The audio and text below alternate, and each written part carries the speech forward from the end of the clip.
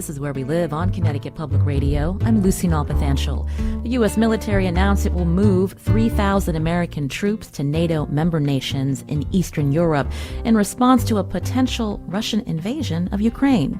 Here's Pentagon Press Secretary John Kirby on Wednesday. I want to be very clear about something. These are not permanent moves. They are moves designed to respond to the current security environment. Moreover, these forces are not going to fight in Ukraine. These movements are unmistakable signals to the world that we stand ready to reassure our NATO allies and deter and defend against any aggression. Kirby says the move shows the U.S.'s commitment to its NATO alliance. How will Russia respond? Today, Where We Live, we talk about the crisis and we get context on the complicated relationship between Ukraine and Russia. Coming up, we hear from members of the local Ukrainian American community. There are an estimated 20,000 living in Connecticut. What questions do you have? You can join us, 888-720-9677. That's 888-720-WNPR. You can share a comment or question on our Facebook page or find us on Twitter @Where We Live. Joining us first on Zoom is Alex Kuzma. He's a Ukrainian American who lives in Wethersfield, Connecticut, and he's also the Chief Development Officer for the Ukrainian Catholic University Foundation. Alex, welcome to our show. Thank you very much, Lucy. I mentioned the Ukrainian American population in Connecticut. Tell me about this community and, of course, with the news over the last month or so, how everyone is faring as they watch the latest updates. Thank you, Lucy. Well, certainly we're covering the events and watching the events with great concern and trepidation. Our community is actually incredibly vibrant here in Connecticut. We have about 8 Ukrainian Catholic and Orthodox churches. We have a very active community that's been fully engaged in our contacts with our congressional delegation, especially with Senators Murphy and Blumenthal. Both of them have been to virtually every one of our churches multiple times over the last 8 to 10 years. And so we're very grateful for the fact that both our senators visited Ukraine last month to show U.S. support and to get the facts on the ground. We're also very grateful that Pope Francis called for a global day of prayer for peace in Ukraine.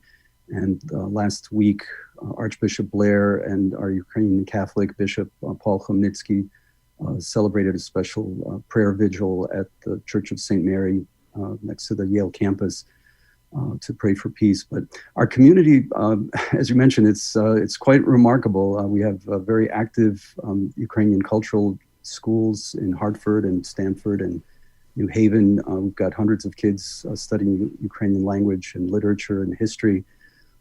We also have a very active, a wonderful dance ensemble, Zoloty Promi, based here in Hartford, that has 90 kids, and they've been quite renowned around the Northeast. Did a beautiful performance a few years ago at the Belden Theater that packed the hall.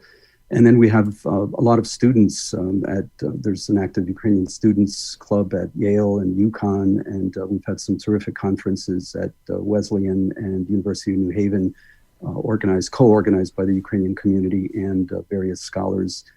So we're very proud of the level of activity here in Connecticut, and we're following events in Ukraine very closely. Tell me a little bit about your family background and how you got involved in this work, to help bolster economic development resources, but also educational support and humanitarian assistance over the years, Alex.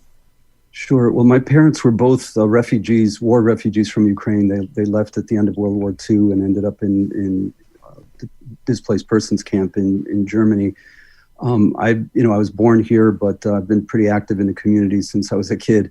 I guess I became reenacted or reactivated in the late 1980s after the Chernobyl nuclear disaster. There was a terrific organization called the Children of Chernobyl Relief Fund, and I joined them. I was a practicing lawyer at the time in Hartford, and I took a 1-year leave of absence to work with them. We organized a huge airlift out of Bradley International on the world's largest plane, which is a Ukrainian-built Antonov 225. And 15 years later, that 1 year's leave of absence still had me working for the Children of Chernobyl, and it was a great experience. And Now I'm working for the Ukrainian Catholic University, which is the first and only so far Catholic university in the former Soviet Union. And we're very proud of the level of generous support we've received from around, not just from Connecticut, but from around the country. And right now, UKU, as we call it, the Catholic University, is considered the finest institution of higher learning in Ukraine. So we're very proud of the work that they've done in supporting democracy and political reform in the country. Mm-hmm. As we look to current events, Alex, often to understand what's happening, you have to look into the past. And so part of why we were interested in hearing from you today was to talk about this very complicated relationship between Russia and Ukraine. Tell our listeners who may not be as well versed as you and others with connections to Ukraine, some of that history that has led to this moment. Well, it's a long and complicated history, but in some ways quite simple. I mean, Ukraine has been striving for its independence and freedom for over 300 years, since Tsar Peter invaded Ukraine back in 1709 and massacred 15,000 people at the city of Baturin, which was a large settlement. And since then, Ukraine has been invaded by Russian troops any number of times in 1918, 1920, 1932, 1939, 1944, and then again in 2014. So the notion that Putin is trying to spread around the world that somehow Ukraine poses a threat. Ukraine has never invaded Russia, and Russia has invaded Ukraine multiple times, and most recently in 2014, after the people of Ukraine mobilized a huge nonviolent revolution called the Revolution of Dignity, where a lot of our students from our university and over 1 million people in 2013, December of 2013, stood out for weeks on end in the sub-zero temperatures to defy the government there, which was leaning toward Putin and leaning toward Russia. And the people in Ukraine made it very clear that they had no intention of going back to Russia, and that they were willing to die if necessary to fight for their freedom. Lucy, just to kind of give you a sense, I know to give people a sense of sort of that complicated relationship, a friend of mine who lived in Ukraine for many years said that to understand Ukraine's relationship to Russia, it's a little bit like an abused wife of an alcoholic husband. She officially divorced in 1991 when Ukraine achieved its independence. And this abusive, somewhat psychotic husband just can't let her go. He keeps trying to reclaim her. Can't believe that she can live on her own without his involvement and without his abuse. And I'm not sure how apt that comparison is, but in some ways it's true. I mean, Vladimir Putin, on any number of occasions, has said that either Ukraine is not even a country. There's 42 million Ukrainians that live in Ukraine that would beg to differ. And besides that, this is a country that has a deep history that goes back over 1,000 years, going back to the Christianity of Ukraine back in the year 988. And so Ukraine has maintained and developed a vibrant history, literature, its own language. There are over 35 million people in Ukraine, and another 5 million people around the world that speak Ukrainian. That's, it's a remarkable achievement considering that the Ukrainian language was persecuted for centuries. So it is a complicated relationship. What I would say is that, to look at what are the true intentions of the Ukrainian people. In 1991, Ukrainians voted by 92.3% to split away from Russia. That's about as resounding a statement, declaration of independence as you could get. And yet Putin just can't get it through his thick skull that Ukraine really, really has no interest in going back to the Soviet model and has no interest in reuniting with Russia. So he's trying to somehow intimidate and force it to come back by force. Again, you're hearing Alex Kuzma here on Where We Live. He's a Ukrainian-American living in Connecticut for many years, also Chief Development Officer for the Ukrainian Catholic University Foundation. As we talk about this crisis at Ukraine's borders with anywhere between 100,000 to 130,000 Russian troops being deployed there, also weapons and other military equipment. The other day, the United States announcing it's sending, or moving rather, 3,000 American troops to NATO alliance nations in Eastern Europe. And so, Alex, when you hear that, do you anticipate that an invasion is possible, or is this more of Putin and the games that he plays? It's very tough to tell how serious he is. I mean, the fact is there is already a war going on. He invaded in 2014, and there are already 14,000 people that were killed in eastern Ukraine as a result of bombings, direct attacks, military attacks. What's interesting is that in 2014, when Putin invaded, he thought it was going to be a cakewalk. He thought he was going to walk into the eastern part of the country where there are more people that tend to be Russian speakers. And he somehow thought that they were going to rally to his side. I think he should have been bitterly disappointed by the reaction, because even though Ukraine at that time had a very tiny army, only 6,000 troops, they were able to mobilize volunteer brigades that were at that time poorly armed, poorly trained, and yet they beat back his mercenaries and beat back his regular troops, and they beat back even his Spetsnaz, his specialty forces. And so he, as a student of history, Putin should realize that Ukraine is not going to be an easy target for him to invade, because the people there are now really mobilized against him. Ukraine, I think it's important to note that in 30 years of independence, since 1991, Ukraine has bent over backwards to prove its commitment to peace around the world. When Ukraine became independent, it was the third largest nuclear power in the world. It had more nuclear weapons than India, more nuclear weapons than any other country besides the United States and Russia. It disbanded that entire nuclear arsenal in order to show its commitment to peace, in exchange for an agreement in 1994 called the Budapest Accords, by which the United States, Western Europe, and Russia itself guaranteed that they would not violate Ukraine's borders. And since then, Ukraine has maintained amazingly friendly and healthy relations with all of its neighbors: Turkey, Poland, Slovakia, Belarus, the Baltic countries. So the only country that has a problem with Ukraine is Russia. And the notion that Putin is trying to push into the Western media that somehow Ukraine is the provocateur in this thing, as he's mobilizing 150,000 troops, is just absurd on its face. So it's really important for the West to stand up to Putin, not to give in to his political blackmail and military blackmail. A lot of commentators have been worried, saying, well, these talks between the US and Russia have failed. It's not a failure. And in some ways, no deal is a good deal for the United States and for Ukraine, because you're not succumbing to appeasement of Putin's military blackmail. And we should reiterate the U.S. Saying it will not bow to Russia's demands, that NATO close its open door policy, barring Ukraine from joining the military alliance. Let's talk more about what's happening on the ground in Ukraine. The New York Times reporting that the Ukrainian military training residents in urban warfare. We're talking about factory workers, teachers, economists, accountants, to help defend the country, recruiting 130,000 civilians if there is an invasion. They're called the Territorial Defense Force. The training they're receiving: firearm training, first aid, and to identify explosives. What's your reaction to that? As you mentioned, there has been a conflict since 2014, especially on the eastern side. In many ways, what's happening in Ukraine right now, first of all, I think a lot of commentators have made mention of the fact that the Ukrainians have been amazingly stoic and calm during this military buildup. Ukrainians have seen this movie before. They know what Russia is capable of, but they are fundamentally determined to counter Russia's aggression.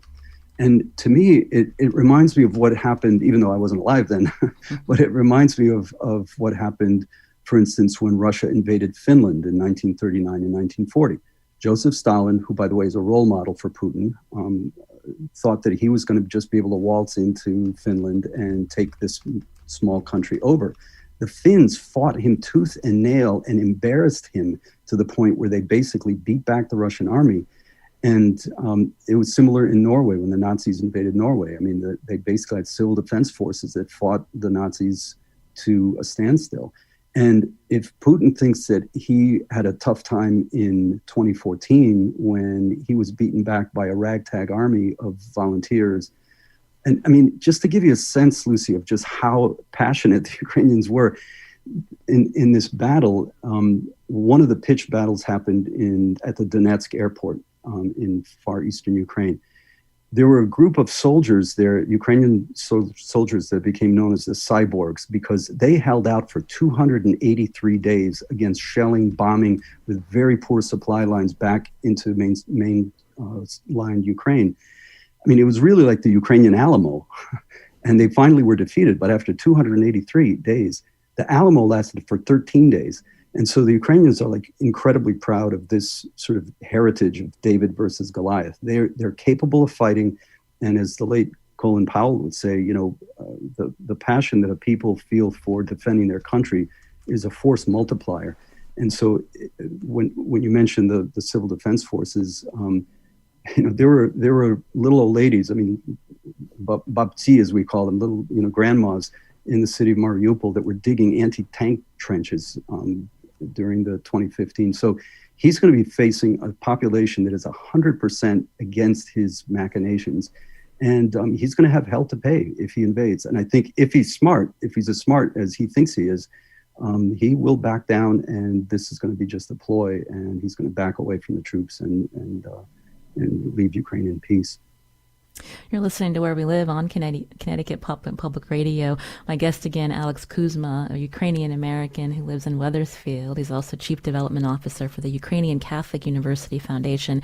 As we talk about what's happening overseas, we're going to keep talking with Alex after the break. What questions do you have about Ukraine and Russia? You can join us too, 888-720-9677, or find us on Facebook and Twitter at Where We Live.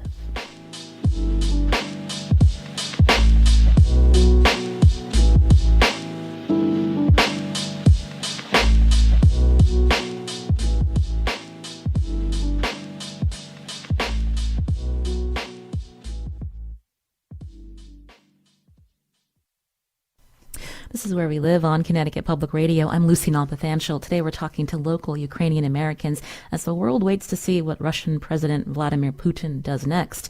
Ukraine first got an alert about a potential Russian military operation in November, and then over the last month or so, Russia began sending troops and military equipment to the Ukrainian border, and now has between 100,000 to 130,000 troops surrounding the country on all sides. Just yesterday, the U.S. announced it was moving 3,000 American soldiers to NATO member nations in Eastern Europe, but making clear this group would not go into Ukraine. Connecticut's U.S. Senators Richard Blumenthal and Chris Murphy met with Ukrainian President recently as part of a Senate delegation, and Senator Murphy spoke on Wednesday on MSNBC's Morning Joe about the recent developments. Here's what he said. But I do think Putin may be getting better, more accurate advice right now. Our worry was that in the early stages of this crisis, he was holed up in a bunker in Sochi, being told that he was going to be greeted as a liberator if he entered Ukraine. Of course, nothing could be further from the truth. Ukraine is a fundamentally different country than it was 10 years ago. There is a patriotism in Ukraine that is, it's always been there, but it is certainly at an elevated height right now. So he'll have a fight on his hands for the long run if he enters the country. I think it's more likely that analysis of how bad that insurgency is going to be. And yes, we are also telegraphing to him that if he stays home, if he doesn't bring his troops in, then he won't have 8,000 additional American troops on the eastern flank of NATO. And maybe he's considering that as an upside of keeping his troops where they are as well. We're talking about what's happening in Ukraine and to Ukraine with Alex Kuzma, Ukrainian-American who lives in Wethersfield. He's Chief Development Officer for the Ukrainian Catholic University Foundation. If you're a member of the Ukrainian-American community, you can join us, 888-720-9677, or find us on Facebook and Twitter at Where We Live. Alex, talk about the U.S. response so far. In many ways, we've been very grateful for the response of the U.S. Congress. I mean, at a time when there's not a lot of bipartisanship in Washington. The U.S. House of Representatives voted overwhelmingly in support of sanctions and military aid to Ukraine. I think there were only 5 members of Congress and 2 members of the Senate that voted against it. So, we have really strong support in Congress and very strong support for the U.S. State Department. The ambassadors and U.S. State Department staff that have lived in Ukraine basically fell in love with the country. They kind of went native almost, as people would like to say. So we have enormous support. What we are lacking, I think, is individualized sanctions against individual oligarchs that are supporting Putin's imperial ambitions. Lana Babi will talk about this more later about, the Holodomor and the history of genocide in Ukraine by the Russian troops during the Stalin era. But the fact is that the United States should not be pampering oligarchs that are supporting Putin's agenda in terms of aggression against Ukraine. And a lot of these guys, if they really care about Russia, if they really want to support Russia, why are they parking all their money in Western Europe and buying up villas in London and Cyprus and other places? I mean, the fact is that, Vladimir Putin has he's amassed vast sums of money from his own people to enrich himself and his oligarchs. This is a guy who builds a $4 billion palace for himself in Crimea while his people are living in hovels and, crumbling Khrushchev era. They call them Khrushchevki. They're Khrushchev era high-rise apartments. I mean, he doesn't care about his own people. What Putin fears is not any kind of military attack from Ukraine. What he fears is the potential and already the growing reality that Ukraine is going to become a successful, democratic, economically viable country. That's what freaks him out. And he said so. He said what scares him are the so-called color revolutions. So the Orange Revolution in Ukraine in 2004, when Ukrainians mobilized over 1 million people to protest against his attempts to install a puppet regime under Viktor Yanukovych. And he fears the Georgians, the Rose Revolution there. So he's afraid that if Ukraine is allowed to prosper and to go the way of Poland and the Baltic countries, I mean, the reason why the Ukrainians in 2014 mobilized this mass movement in favor of the European Union is they looked at what happened in Poland and Lithuania. I mean, Lithuania, after they joined the EU, their GDP started growing in leaps and bounds, 9%, 11% growth rate. And, the Ukrainians are not stupid. They said, that's what we want to have. We want to have a thriving economy. And Lucy, one thing I just wanted to mention is that, the way that Putin has tried to position Ukraine or to depict it is as some kind of economic wasteland. And we're very angry with some columnists like Ross Douthat from the New York Times and Tucker Carlson, who are trying to portray it also as some kind of a country that's a wasteland. Nothing could be further from the truth. Ukraine is one of the most powerful producers of food in the world. It's among the top 5 exporters of wheat, maize, corn, soy, sunflower oil in the world. And it's actually feeding, hundreds of millions of tons of food that Ukraine exports every year. It is not only a breadbasket for Europe, it's a breadbasket for the world. And so the world has a stake in supporting Ukraine, not only in terms of the human rights posture and the security posture, but because of food security around the world.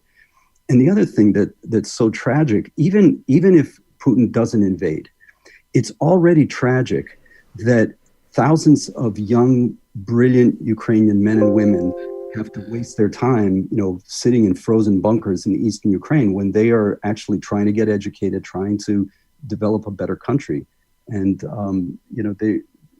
a lot of people don't realize that Ukrainian engineers, when left to their own passions and devices, have been among the leaders in developing technologies that we all take for granted today. Whether it's Igor Sikorsky or Steve Wozniak, the co-founder of Apple. These are brilliant people, and the world would benefit from letting them operate and develop in peace rather than invaded by a crazed aggressor. So we know now that the U.S. has supplied or is supplying Ukraine with weapons to defend itself, and also seeking to reassure its allies in Eastern Europe that it will fulfill its treaty obligation to defend them if they are attacked. And we know that Ukraine is not yet a NATO member, and so the U.S. has no treaty obligation to come to its defense. And so besides sending weapons and also, as you mentioned, looking for increased sanctions, that's all the U.S. can do right now, Alex? Well, President Zelensky in Ukraine has said that, we're not asking for boots on the ground. We will defend ourselves. We're not asking for the U.S. to commit troops. What we do need is we need defensive weapons, especially things like anti-aircraft batteries. I mean, you can't invade Russia with anti-aircraft batteries. It's only if Russia invades Ukraine that you need anti-aircraft and you need communication and command and control centers and Javelin missiles that can at least blunt an attack by Russian tanks. So, and the U.S. has begun to step up. We're grateful. Our community is very grateful that that's happened. But the other way that to help Ukraine really is to support civil society. Lucy, in contrast to Russia, where Putin has tried to basically squelch any kind of civil society or independent organizations, in Ukraine, there are hundreds of non-governmental organizations, social service agencies that are voluntarily based. Ukraine has one of the most pluralistic religious communities in the world. I mean, the Jewish community has gone through a spectacular renaissance in cities like Dnipro and Berdichi. The Crimean Tatar community is very supportive of Ukraine. You've got Christians, Muslims, and Jews that are working together, and they were all together on the Maidan during the 2014 revolution. And I've met with Rabbi Yaakov Bleich, who's the former chief rabbi of Ukraine. There were hundreds, if not thousands, of Jewish citizens of Ukraine. And, while Putin is trying to portray Ukraine as a fascist state, the fact is that, Ukraine elected Volodymyr Zelensky, who is a man of Jewish heritage, by 73% of the electorate. There's only 1% of the population that's Jewish. So, this is not some kind of biased, bigoted, or fascist country. This is a country that really respects ethnic and religious pluralism and is prepared to defend that kind of pluralism against the autocracy that Putin is proposing. You mentioned Ukrainian President Zelensky. I wanted to get your response. He told President Biden and other world leaders to turn down the impending invasion rhetoric. And I'm wondering if you can talk about the impact on the Ukrainian economy today. I mean, the economy has taken a hit, as well as the economy in Russia has taken a hit, because markets don't like instability. And so it's understandable. I think President Zelensky is right. There's no reason to hype up the rhetoric. If Russia invades, Ukraine is ready for an invasion. And David is happy to take on Goliath in that situation. Well, we're not happy. Ukraine is not happy to do it, but Ukraine will defend itself to the hilt. But yeah, there is, I think it is important to tamp down the rhetoric to some degree and not to treat an invasion as a foregone conclusion. So I think, Zelensky is right. The other way that I think the United States can really help is really supporting these various grassroots initiatives, civil society programs. Those are the engines of reform and anti-corruption in Ukraine that can get a lot more traction. And I remember when I worked for the children of Chernobyl, we were begging USAID and other agencies to be more forthright in providing serious financial support to those groups, as opposed to just providing money to government agencies where the money could be much more easily siphoned off and gone into corrupt channels. You mentioned as we talk about whether or not Putin will invade, in the past, he's shown, he's also interested in the long game, right? So, how long could these Russian troops be on the border? Is he more interested in a hybrid strategy? And so thinking about other ways to provoke instability like cyber attacks, like Europe's reliance on Russia for oil and gas. What do you think, Alex?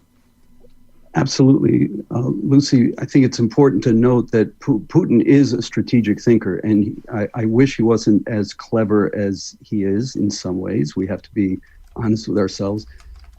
But he is, the irony with Putin is this is a guy that knows how to project his own evil on his adversaries.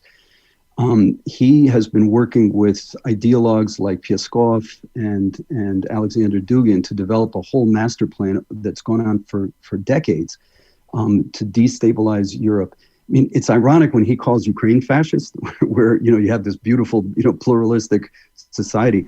I mean, Putin himself has been pumping amazing amounts of money into right-wing extremist parties in Europe, in France, Marine Le Pen, in Germany, in Austria, in Netherlands, in Greece, in Denmark, in Sweden. In Sweden, the far right got 17% of the vote.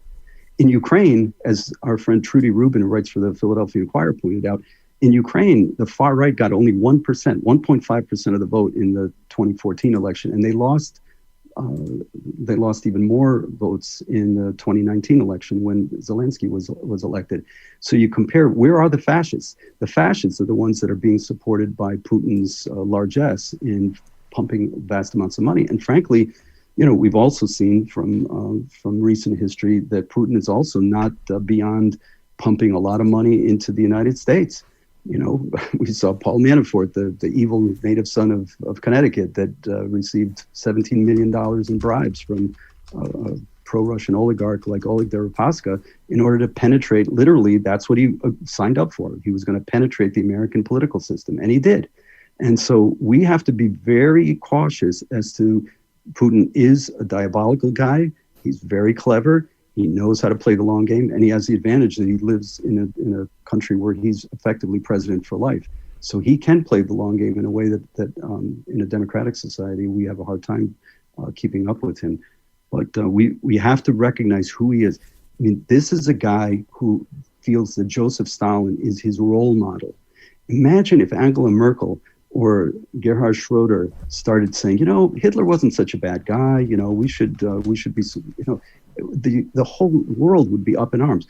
Putin has been saying for 20 years that Stalin, a man who murdered millions of his own people and millions of Ukrainians, this is a mass murder of gargantuan scale. He thinks that guy should be a role model worth venerating by the Russian people. And that's a tragedy for Russia, because the Ukrainians are not going to fall for that nonsense. But it's a tragedy for Russia that their people are being brainwashed to believe that this monster is somebody worth emulating. We need to take a quick break. Again, you're hearing Alex Kuzma here on Where We Live, a Ukrainian-American who lives in Wethersfield, also Chief Development Officer for the Ukrainian Catholic University Foundation. Alex, you've mentioned Stalin a few times, so this is a good time to mention. Coming up after the break, we're going to learn about the Holodomor, which killed millions of Ukrainians under the Soviet Stalin regime in the early 1930s. You can join us. Find us on Facebook and Twitter at Where We Live.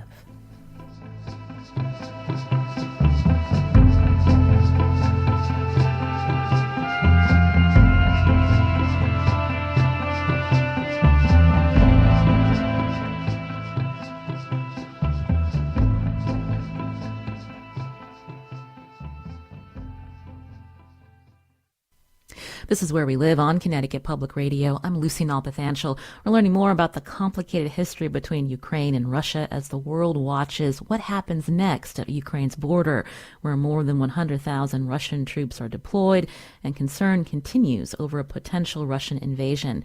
Now, in the early 1930s, millions of Ukrainians were killed under the Soviet Stalin regime, but many people today may not be aware of this event known as the Holodomor. Joining us now on Zoom is Lana Babi, who's a retired librarian from the University of Connecticut. Now she is an independent researcher and she lives in Manchester. Lana, welcome to our show. I'm so glad to be here. Thank you, Lucy. So tell us about the Holodomor and what happened.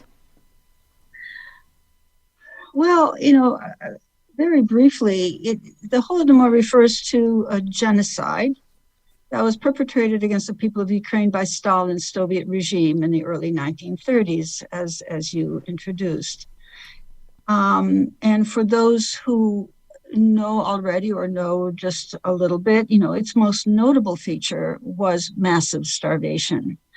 And as somebody that I know described it very well, it wasn't that people died of starvation, they were starved to death. Between 1932 and 1934, at least 4 million Ukrainian residents, out of a population of some 30 million, were starved to death. And incredibly, 2 million people within a period of only 3 months in 1933 died. This is demographically almost unprecedented and is further proof of the fact that this was an intentional genocide. Now, the purpose of this was not to physically annihilate the entire population of Ukraine. It was rather to destroy in part a national group through a variety of means as described in the UN Genocide Convention adapted in 1948. Starvation did the killing part. It did the bodily and mental harm. It prevented births. But to paraphrase Raphael Lemkin, and he was the one who defined genocide and called what happened in Ukraine a perfect example of genocide, there was a multi-pronged approach that affected the entirety of the national group.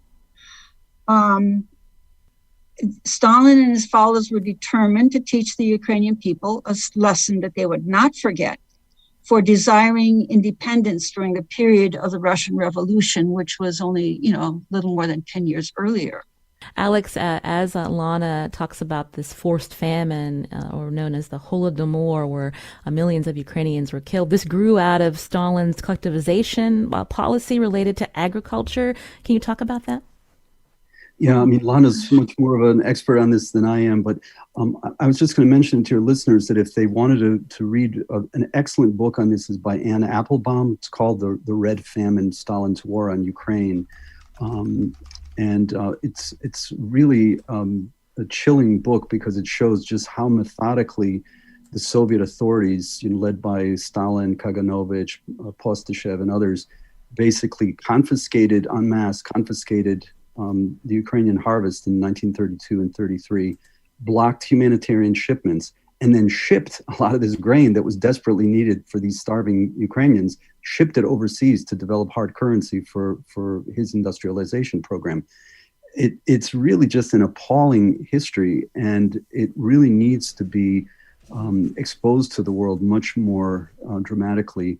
Putin has now admitted that there was a famine, but he denies that it was a genocide. As Lana pointed out, Raphael Lemkin, who was the attorney that led the campaign for the United Nations Genocide Convention, he defined this as a classic case of genocide because, first of all, the Soviets basically tried to destroy the intelligentsia. They murdered and exiled most of the clergy, most of the religious leaders in the country, and then systematically just tried to block out, they just cold-heartedly starved out, 3.9 million at the low end and possibly as many as 10 million people in these purges. You mentioned, Alex, that the world needs to be made aware of what happened.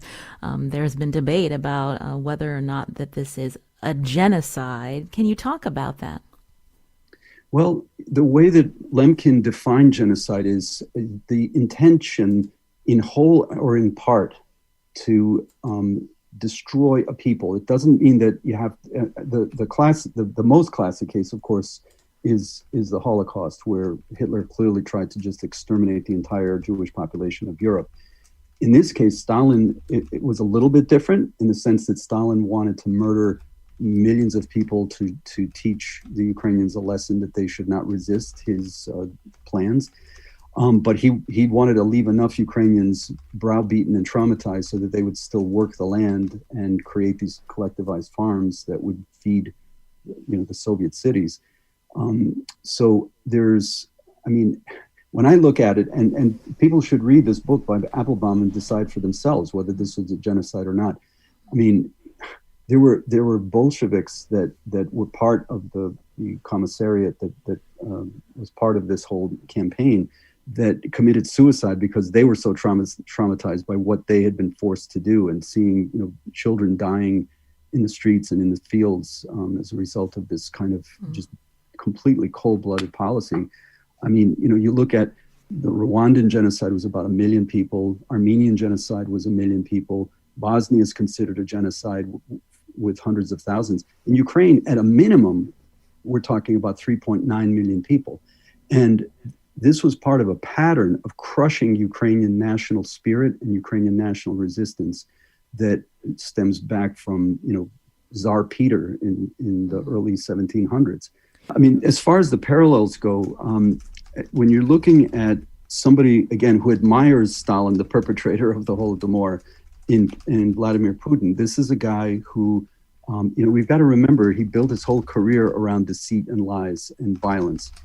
This is a guy who thinks that poisoning your political opponents with polonium, plutonium, and dioxin is a normal form of statesmanship.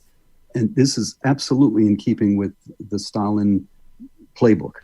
And so you've got, and when Putin unleashed his army of quote unquote mercenaries and biker gangs into Eastern Ukraine to try to create this phony Novorossiya type of pseudo republic, the war crimes that were committed and are still being committed in Eastern Ukraine, even without a broader invasion, the war crimes are absolutely staggering.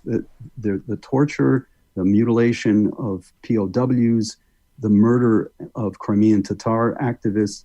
This follows the same pattern that happened in Chechnya in the early 2000s. By the Russians' own estimates, they slaughtered about 160,000 people by bombing the city of Grozny. So, these are not normal.